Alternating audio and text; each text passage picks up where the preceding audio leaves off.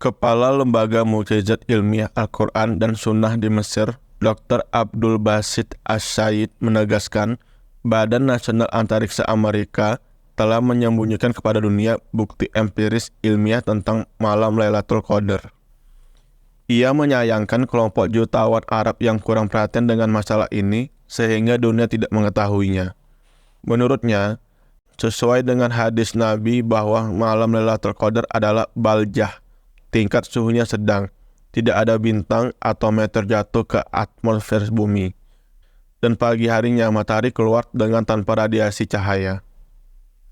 Said menegaskan, terbukti secara ilmiah bahwa setiap hari ada 10 bintang dan 20.000 meteor yang jatuh ke atmosfer bumi, kecuali malam Lailatul Qadar di mana tidak ada radiasi cahaya sekalipun. Hal ini sudah pernah ditemukan Badan Antariksa NASA 10 tahun lalu. Namun, mereka enggan mempublikasikannya dengan alasan agar non-muslim tidak tertarik masuk Islam. Statement ini mengutip ucapan seorang pakar di NASA Karner, seperti yang dikutip oleh harian Al-Waf Mesir. Abdul Basit Said, Kepala Lembaga Mukjizat Ilmiah Al-Quran dan Sunnah di Mesir, Dr. Abdul Basit As-Said dalam sebuah program di TV Mesir, Said juga menegaskan, pakar Karner akhirnya masuk Islam dan harus kehilangan jabatannya di NASA. Ini bukan pertama kalinya NASA mendapat kritikan dari pakar Islam. Pakar geologi Islam Jaglol Najjar pernah menegaskan, NASA pernah meremove satu halaman di situs resminya yang pernah dipublis selama 21 hari. Halaman itu tentang hasil ilmiah yakni cahaya aneh yang tidak terbatas dari Ka'bah di Baitullah ke Baitul Maqmur di langit. Said menegaskan, jendela yang berada di langit itu mirip yang disebut dalam Al-Quran.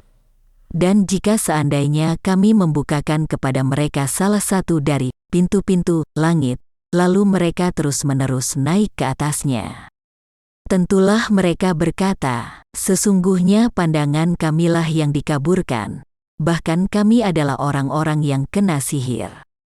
Al-Hijr 14. Saat itu Karner dengan bukti jelas bahwa jagat raya saat itu gelap setelah jendela itu tersibak. Karenanya, setelah itu Karner mendeklarasikan keislamannya.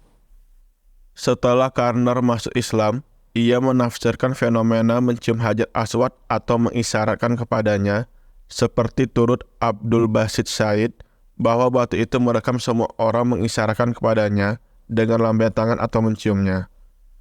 Karner juga mengungkapkan tentang sebagian potongan Hajar Aswad yang pernah dicuri. Setelah 12 tahun diteliti, dilansir voaislam.com, seorang pakar musuh Inggris menegaskan bahwa batu tersebut memang bukan dari planet tata surya matahari. Karner kemudian mendatangi pakar Inggris dan melihat sampel Hajar Aswad sebesar biji kacang Hims. Ia menemukan bahwa batu itu melancarkan gelombang pendek sebanyak 20 radiasi yang tidak terlihat ke segala arah. Setiap radiasi menembus 10.000 kaki. Karena itu, tegas Said Abdul Basit, Imam Syafi'i menyatakan bahwa Hajar Aswad mencatat nama setiap orang yang mengunjunginya baik dalam haji atau umroh sekali saja. Karner menambahkan, batu itu mampu mencatat nama-nama orang yang berhaji dengan radiasi gelombangnya. Wallahu a'lam bishawab.